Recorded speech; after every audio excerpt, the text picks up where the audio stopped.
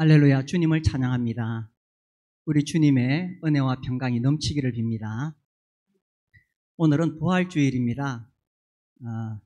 우리 주님께서 부활하셨습니다. 사실 우리 교회는 매주일 주님의 십자가 고난과 또 부활을 기념합니다.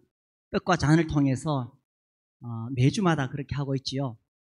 그렇지만 오늘이 좀 특별한 날입니다. 사실 12월 25일 크리스마스는 성경적인 근거가 전혀 없습니다. 그 날이라는 것이. 그러나 부활절은 이 시기가 맞습니다.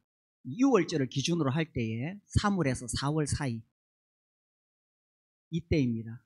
그래서 2000년 전 이맘때에 우리 주님께서 십자가에 못 박히시고 또 사흘 후에 다시 살아나셨습니다. 초대교회는 어떻게 예배를 드렸을까요? 지금처럼 이런 시설이 있지 않지요. 그때는 모여서 예수님의 부활을 기뻐하고 노래했습니다. 예수님께서 부활하셨기 때문에 이 교회가 세워진 거예요. 예수님께서 부활하셨기 때문에 기독교 신앙이 시작이 된 겁니다. 예수님께서 부활하시지 않았으면 아무것도 없습니다. 교회도 없고 기독교 신앙도 없고 우리가 믿는 것도 다 끝이 됩니다. 그래서 이 제자들이 십자가에 못 박히신 예수님 보고 다 도망갔다가 우리 주님이 부활하신 것 보고 모여서 참으로 우리 주님이 하나님 아들이다, 그런 믿음이 있었기 때문에 이 기독교 신앙이 시작된 거죠. 그래서 초대교회에 모였을 때 예배의 중심은 우리 주님의 부활이었습니다. 제가 한 번씩 이 곤잘레스의 이야기를 책을 인용하죠. 초대교회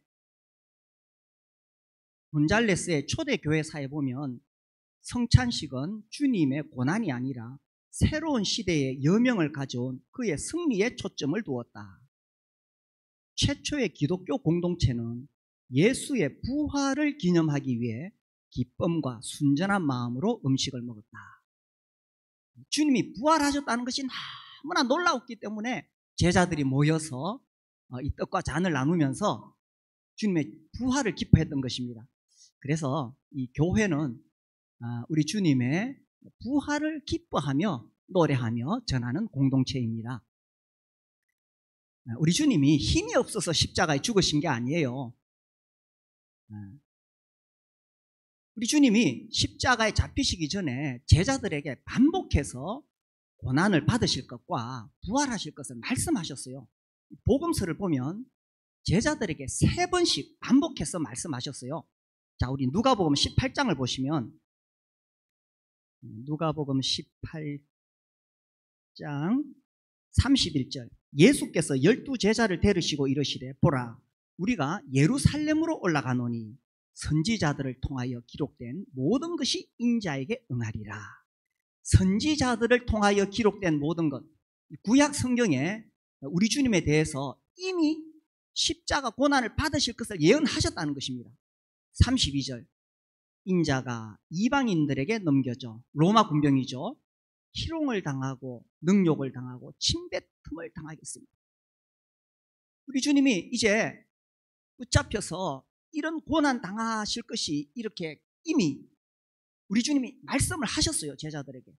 그들은 채찍질하고 그를 주님을 죽일 것이나 그는 3일 만에 살아나리라 하시되 제자들이 이것을 하나도 깨닫지 못하였으니, 제자들이 이게 무슨 말인지 모르는 거예요.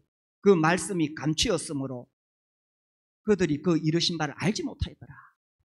주님은 힘이 없어서 죽으신 게 아니라 다 알고 계셨고 처음부터 구약 성경에 죽기 위하여 오신다고 기록되어 있기 때문에 그 길을 가셨던 겁니다. 그래서 주님이 이제 십자가에 못 박혔을 때 제자들이 다 도망갔지요. 끝인 줄 알았어요.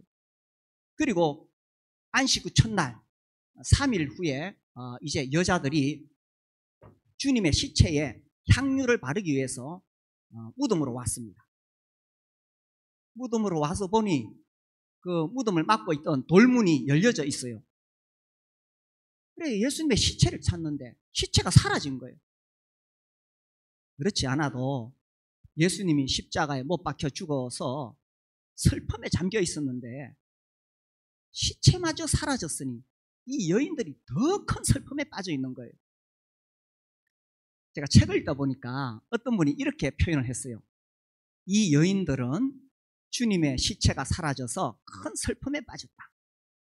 그러나 만약 주님의 시체가 발견되었다면 그 여자들은 더욱더 큰 슬픔에 빠졌을 것이다. 아주 적절한 묘사죠. 네. 우리 주님은 그 무덤에 머물러 계시지 않았습니다. 우리 주님은 살아나셨던 거죠.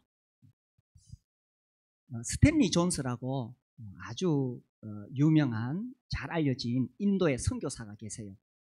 이분이 인도에서 복음을 전하다가 이슬람 교도들을 만났어요. 그 이슬람 교도가 이제 스탠리 존스에게 이렇게 말했습니다. 우리는 이 아라비아의 메카에 가면 마호멧의 시체가 있는 무덤이 있다. 그래서 우리는 마호멧이 확실히 있었다는 사실을 믿을 수 있다. 그런데 당신네 기독교인들은 예루살렘에 가봤자 예수의 무덤이 없지 않느냐. 그러니까 이 선교사가 대답했습니다. 그것이 바로 당신들과 우리의 차이입니다. 그것이 바로 당신과 우리의 차이죠. 모든 사람들은 다 죽음으로 끝이 나고 무덤이 있습니다. 그러나 우리 주님은 무덤이 없지요. 우리 주님은 부활하셨기 때문에 그 무덤이 아무 의미가 없고 어디에 묻히셨는지 알려져 있지도 않습니다. 그래서 우리 주님이 부활하셨는데 우리가 오늘 읽었던 말씀 다시 돌아가 보면 36절에 이 말을 할 때에 예수께서 친히 그들 가운데 서서 이르시되 너희에게 평강이 있을지어다 하시니 그들이 놀라고 무서워 그 보는 것을 영으로 생각하는지라. 귀신인 줄 알았어. 아니 예수님이 십자가에 못 박혀 죽었는데 다시 그들 앞에 나타났으니 귀신인 줄 알았어. 영으로 생각하는지라. 예수께서 이르시되 어찌하여 두려워하며 어찌하여 네 마음에 의심이 일어나느냐. 내 손과 발을 보고 나인 줄 알라. 손과 발을 보고. 손에 뭐가 있어요? 발에 뭐가 있어요? 못자국이 있습니다. 우리 주님이 영으로 환생하신 것이 아니라 육체를 가지고 부활하셨다는 사실입니다. 이것이 놀라운 거예요. 주님은 실제로 죽으셨고 육체로 부활하셨다는 것입니다. 그래서 39절 내 손과 발을 보고 나인 줄 알라. 또 나를 만져보라. 영은 살과 뼈가 없어되 너희 보는 바와 같이 나는 있느니라 하시고 이 말씀을 하시고 손과 발을 보여주셨어요.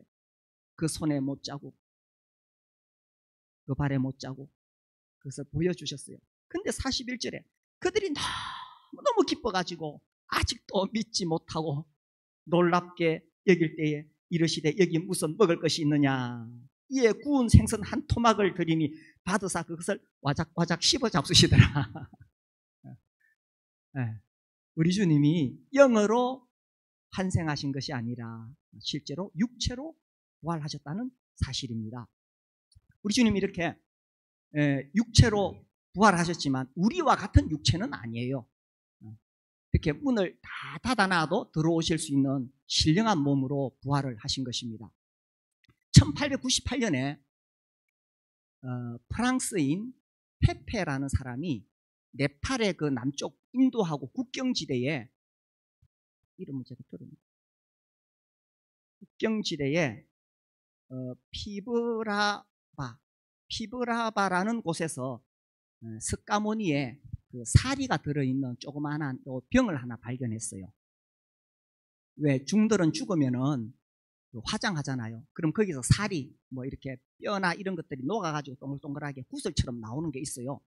그 사리를 발견하고는 그 사리병이 이렇게 적혀 있었습니다. 이것은 석가모니의 사리병이다. 명예로운 그의 형제 자매 처자 등이 함께 받들어 모신 것이다. 이렇게 새겨져 있으니 이거 진짜 석가모니의 뼈가 여기 들어있다. 이래가지고 인도를 위시한 전 세계 불교 국가들이 막 뜨들썩했습니다. 진짜 석가모니의 뼈가 발견됐다. 이래서 이제 그 뼈를 여러 곳에 나눠줘요. 불교 국가에. 인도에도 그 뼈가 왔습니다. 그래서 그 뼈를 경건하게 모시고 시가 행진을 하니까 수백만 명의 인도인들이 와가지고 그 뼈 앞에 막 엎드려 절을 하고 그렇게 했어요. 야, 석가모니의 뼈가 여기 있다. 그것을 지켜보던 한 선교사가 친구에게 말했습니다. 만약에 예수 그리스도의 뼈 조각이 하나라도 발견된다면 우리가 믿는 그것은 다 헛된 것이 될 것이다. 산산조각이 나고 말 것이다. 아멘이십니까?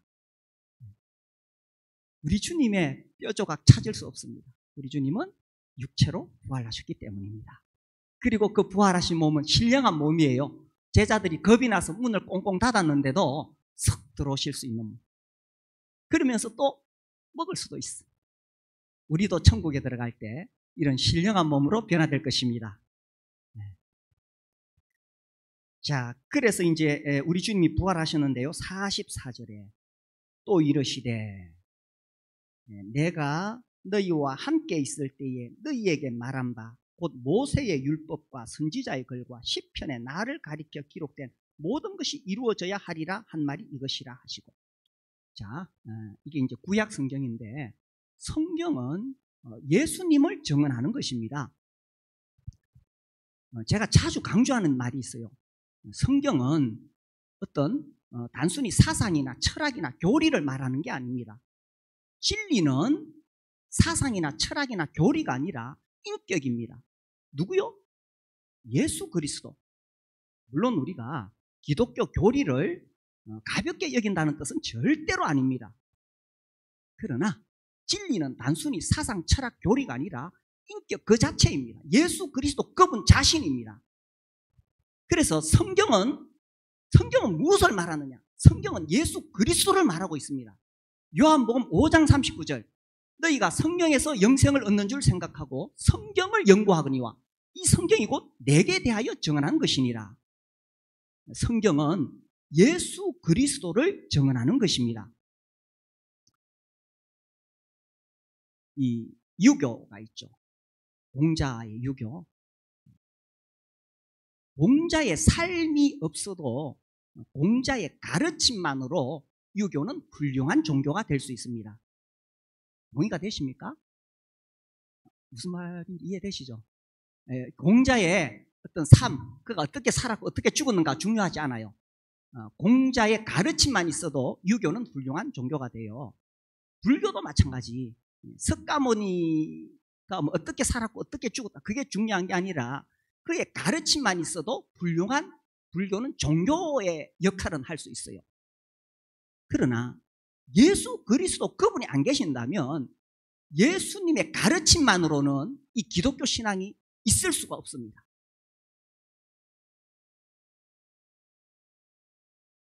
이해되시죠? 예수님의 십자가와 부활이 있기 때문에 우리가 죄사함을 받을 수 있기 때문입니다. 예수님의 가르침만으로는 어느 누구도 죄사함을 받을 수가 없습니다. 구원을 받을 수가 없습니다. 예수님의 십자가와 부활이 있기 때문에 우리가 구원을 받을 수가 있다는 사실입니다. 그래서 성경은 무엇을 증언하느냐? 성경은 예수 그리스도를 증언하고 우리가 구원을 받는다는 것은 단순히 어떤 구원에 관한 교리를 이해해서 구원받는 게 아닙니다.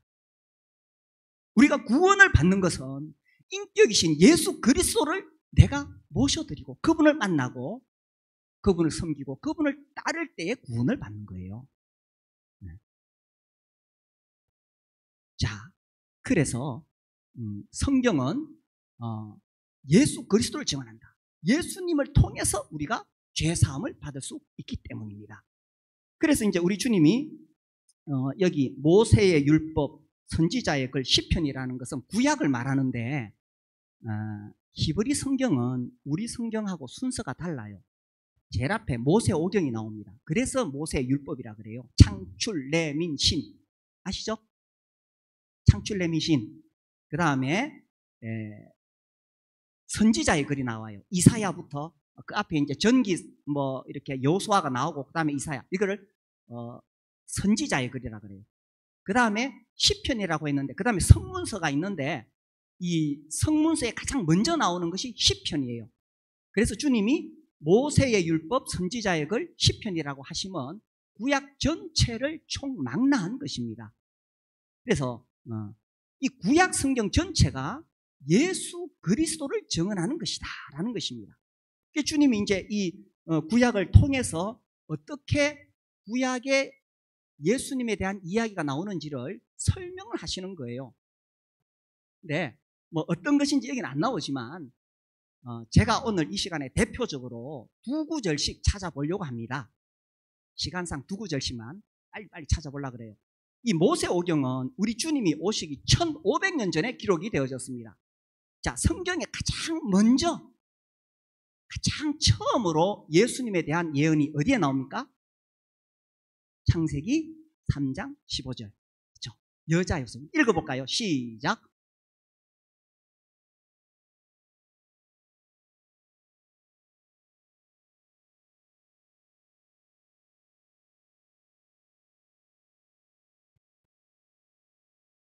자, 여기에 나온 여자의 후손입니다.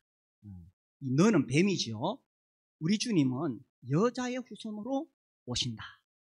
그래서 동정녀 마리아를 통해서 이 땅에 오신 거예요. 그래서 하나님께서 미리 예언하셨어요. 그 여자의 후손이 왔을 때 뱀이 그의 발꿈치를 상하게 한다는 것은 우리 주님이 십자가에 죽으신다는 것을 말씀하신 거예요. 그런데 여자의 후손은 뱀의 머리를 상하게 한다는 것은 이제 우리 주님이 죽음을 이기고 다시 살아나셔서 이 사탄의 권세를 멸하셨다는 뜻입니다. 이것이 첫 번째 예언이에요. 그렇죠? 그래서 벌써 창세기에서 우리 주님에 대한 이야기가 나와요. 많이 나오는데 일단 출애굽기 넘어가 봅시다. 출애굽기 12장 13절. 이스라엘 백성들이 이집트에서 노예 생활하고 있을 때지요. 그때에 하나님께서 파라오에게 내 백성을 해방시키라. 근데 이 파라오가 하나님의 명령을 거절합니다. 그래서 하나님께서 애굽 땅에 있는 모든 장자를 다 죽입니다. 그러나 이스라엘 백성들에게는 피할 길을 주셨어요. 어떻게? 어린 양의 피로. 같이 읽어봅시다. 시작. 내가 애굽 땅을 칠 때에 그 피가 너희가 사는 집에 있어서 너희를 위하여 표적이 될지라. 내가 피를 볼 때에 너희를 넘어가리니 재앙이 너희에게 내려 멸하지 아니하리라. 여기 어린 양의 피를 하나님께서 보시고 그 집은 심판하지 않으시는 거예요. 이 유월절 어린 양이 누구냐? 누굽니까? 바로 예수 그리스도시죠. 그래서 우리 모든 죄인들은 하나님의 심판에서 살아날 수가 없습니다. 그러나 우리가 예수의 피를 믿을 때에, 예수님의 피를 내 마음속에 받아들일 때에 하나님께서 예수의 피를 보시고 나를 심판하지 않으시고 구원해 주시겠다는 거죠. 그러니 이게 구약 이야기가 딴 이야기가 아니라 바로 예수님에 대한 예언이고, 신약에서 유월절 어린 양이 예수 그리스도라고 명확하게 설명하고 있는 거예요. 모세오경 빨리 넘어갑시다. 선지자의 글, 선지자 중에 대표적인 이사야 53장을 보겠습니다. 5절과 6절. 야, 참 너무나 명확하게 우리 죄를 위하여 우리 주님이 고난 받으실 것을 예언하고 있습니다. 예수님이 오시기 700년 전에, 언제요? 700년 전에 이와 같이 예언했습니다. 같이 읽겠습니다. 시작. 그가 찔림은 우리의 허물 때문이요 그가 상함은 우리의 죄악 때문이라. 그가 징계를 받음으로 우리는 평화를 누리고 그가 채찍에 맞음으로 우리는 나음을 받았도다.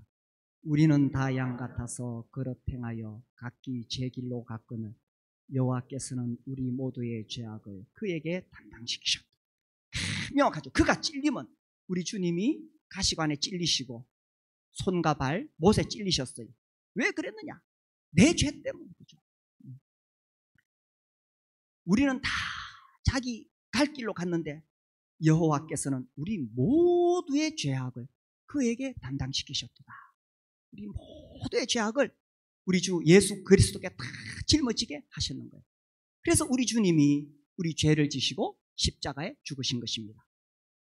자, 주님이 지금 부활하셔서 제자들에게 뭘 말씀하셔야 되냐 하면은 왜 자기가 죽었는지에 대한 설명이 필요한 거예요.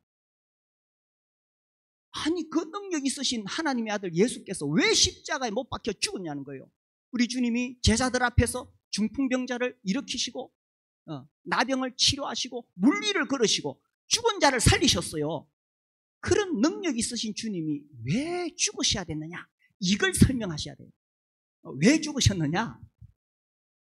구약 성경에 그렇게 기록되어 있다는 거예요. 그렇게 죽으셔야 우리 죄값이 지불되기 때문에, 예수님이 우리 죄값을 갚아주셔야 되기 때문에 그렇게 죽을 수밖에 없었다는 것을 이제 성경을 통해서 설명하고 계신 거예요. 자, 시편 22편 봅시다. 시편 22편 전체가 메시아 시편, 예수님에 대한 예언이죠. 같이 읽어봅시다. 시작. 개들이 나를 에워쌌으며 악한 무리가 나를 둘러 내 수족을 찔렀나이다. 내가 내 모든 뼈를 셀 수 있나이다. 그들이 나를 주목하여 보고 내 겉옷을 나누며 속옷을 제비꼽니다.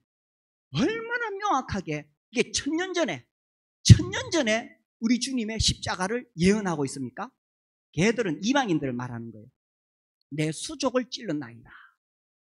예수님 오시기 천년 전에는 십자가형이라는 것 자체가 없었습니다. 그런데 손발이 찔린다고 예언되어 있어요.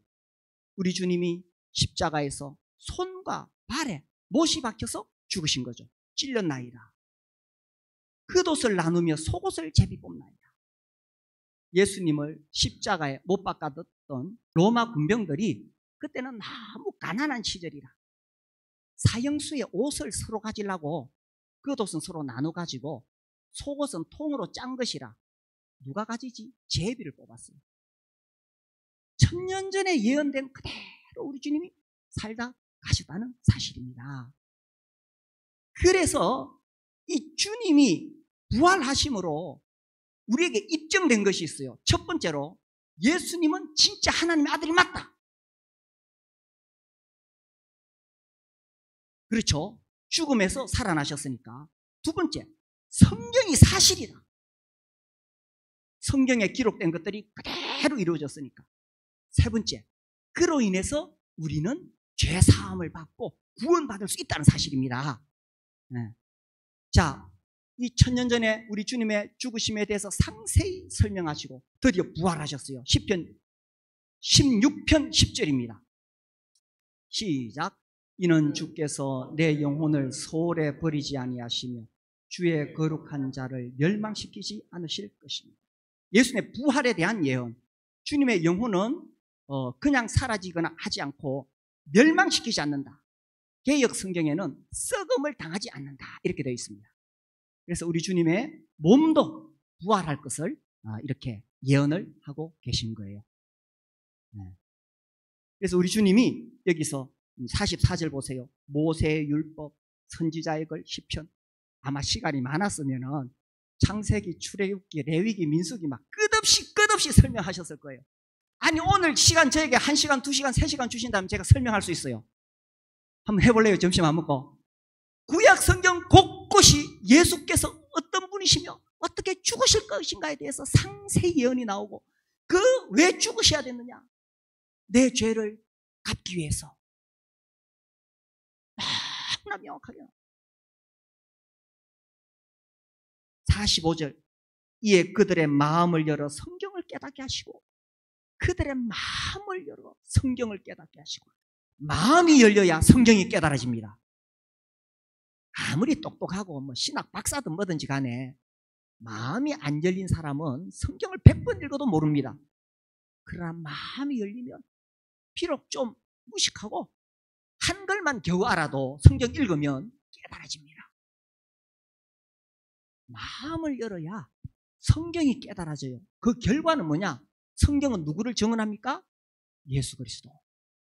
예수 그리스도를 만나게 되고 그 결과로 어떻게 됩니까? 영생을 얻는 거예요. 아직 예수님을 영접하지 못하신 분이 계신다면 이 시간 마음을 열어서 성경을 깨달을 수 있게 되기를 바랍니다. 그러면 예수님이 참으로 하나님의 아들이라는 사실을 알게 될 것입니다. 그로 인해서 영생을 얻게 될 것입니다. 죄 사함을 받고 구원을 얻게 될 것입니다. 자, 그래서 이제 47절 또 그의 이름으로 죄사함을 받게 하는 회개가 예루살렘에서 시작하여 모든 족속에게 전파될 것이 기록되었으니 그의 이름으로 성경에서는요 그의 이름은 그의 인격을 말해요. 이건 뭐 지금 설명할 시간 없습니다만은 성경에서는 항상 그의 이름은 그의 인격을 이야기해요. 그래서 그의 이름으로라는 것은 예수님을 통해서라는 뜻입니다.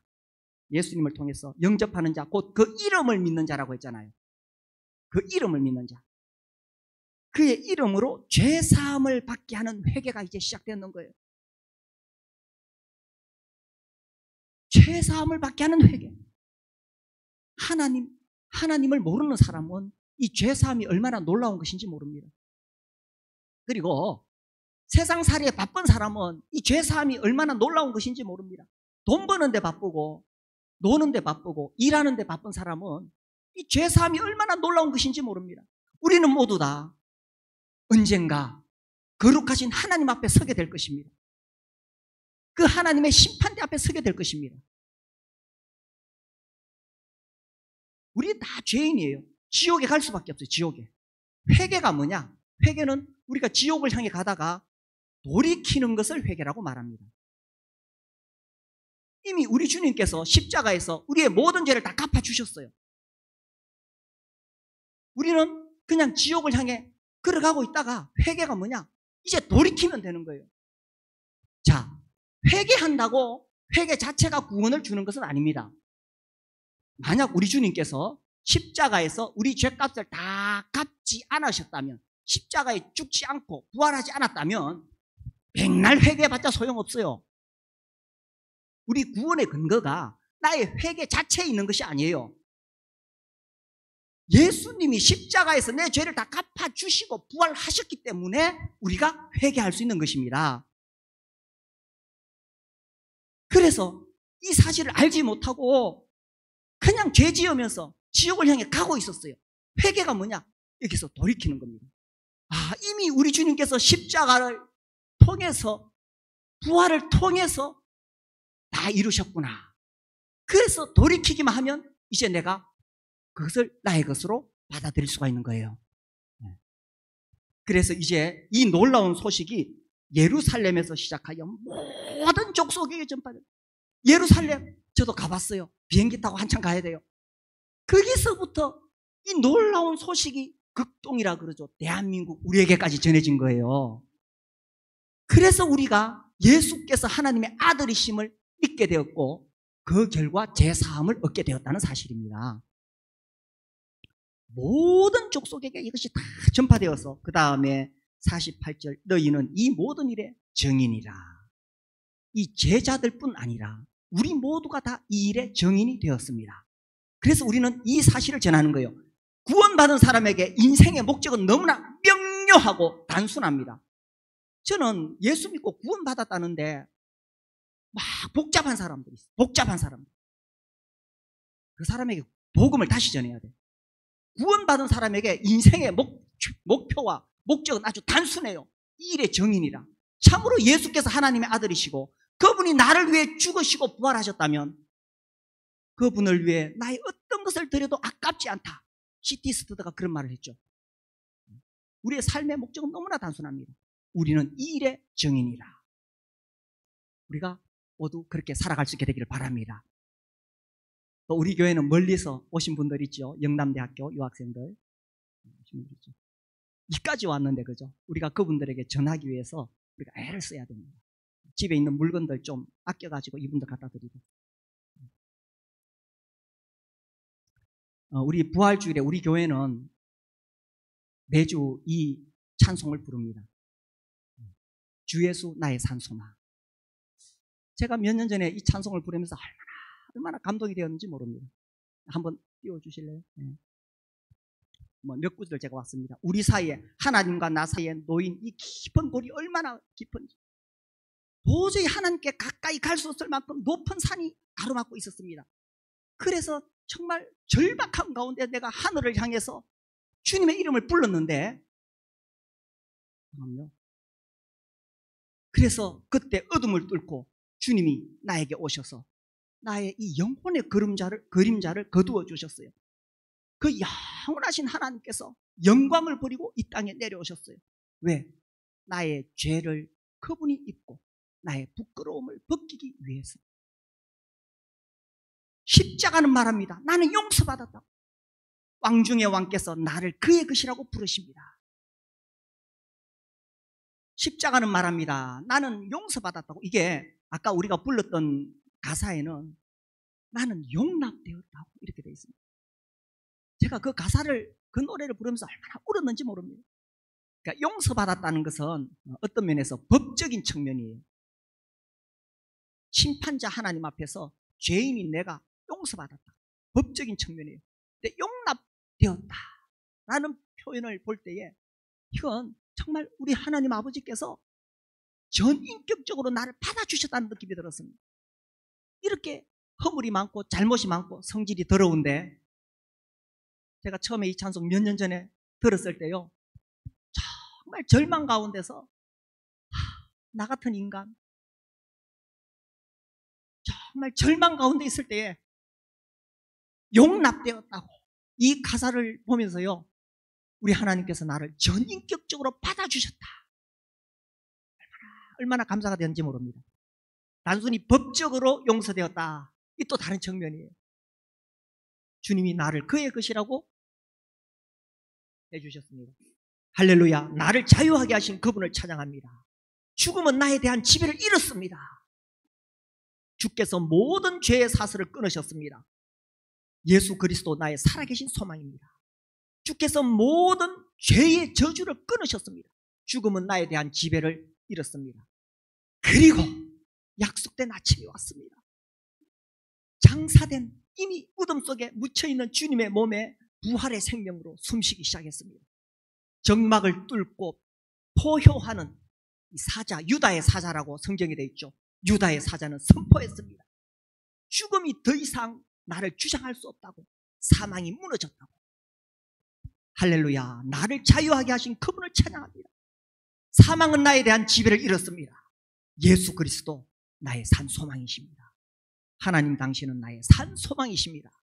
우리 함께 찬송하겠습니다. 일어서서 찬송할까요?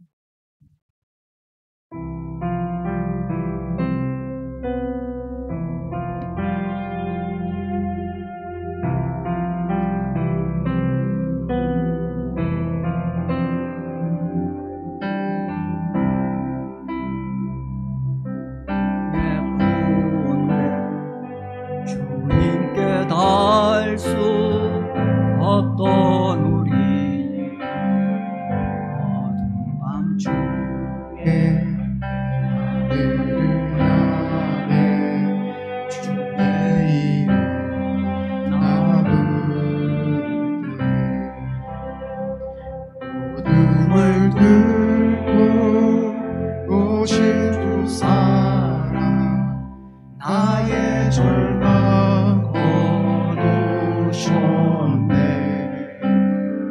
주님의 공로 다 이루셨네. 주 예수 나의 산 소망.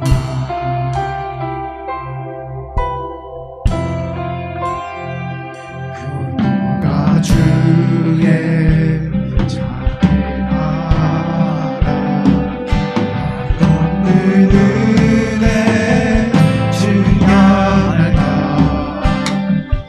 영광을 떠나 이 땅에 오신 죄가 되신 구주 예수. 주의 십자가 내게 바라네. 영원히 난 용납되네.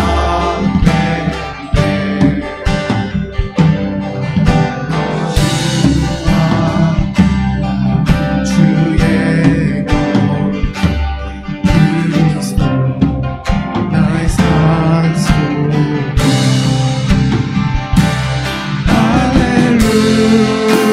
할렐루야. 주를 찬양하여라. 할렐루야.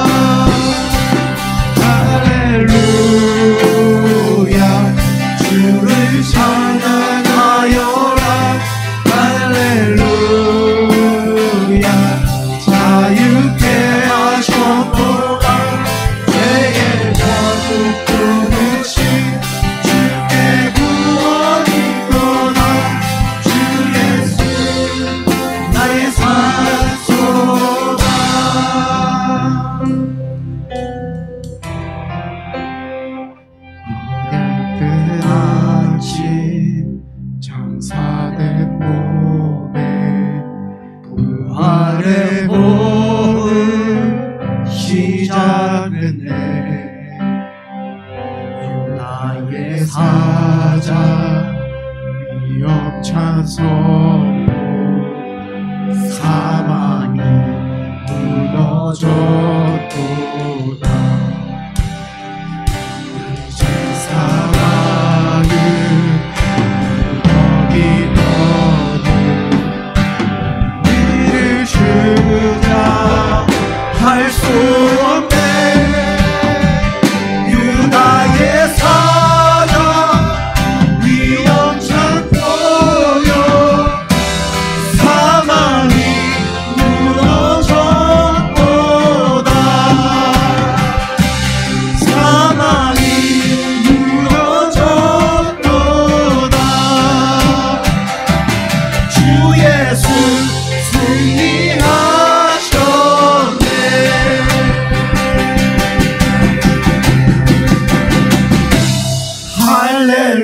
할렐루야 주를 찬양하여 할렐루야 자유케 하셨노라. 죄의 저주 빼고시 주께 구원이 있도다.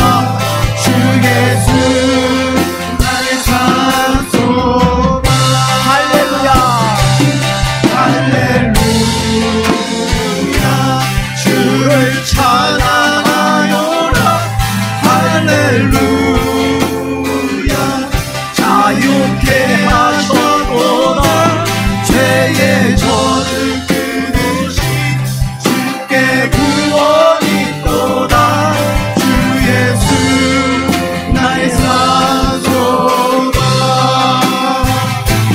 그리스도 나의 산소가 당신은 나의 산소가.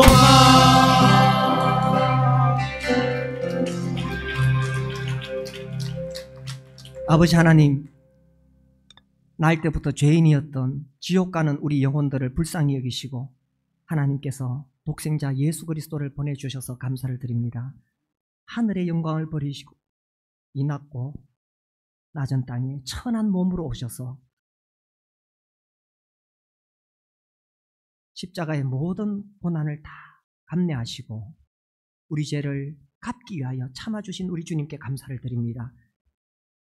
마침내 부활의 아침이 왔을 때에 우리 주님께서는 아버지 하나님께서 우리 주님을 사망 권세 가운데 다시 일으키셔서 살려주심으로 예수께서 참으로 하나님의 아들이심을 입증해 주셔서 감사를 드립니다. 그리함으로 우리도 이제는 죄 사함을 받아 구원받고 하나님의 자녀가 될 수 있음을 감사합니다. 부활하신 우리 주님께 영광을 돌려드립니다. 우리 모두가 이 일의 증인입니다. 우리의 남은 생에 부활의 증인으로 살아가도록 우리를 사용하여 주시옵소서. 예수님 이름으로 감사하며 기도드립니다.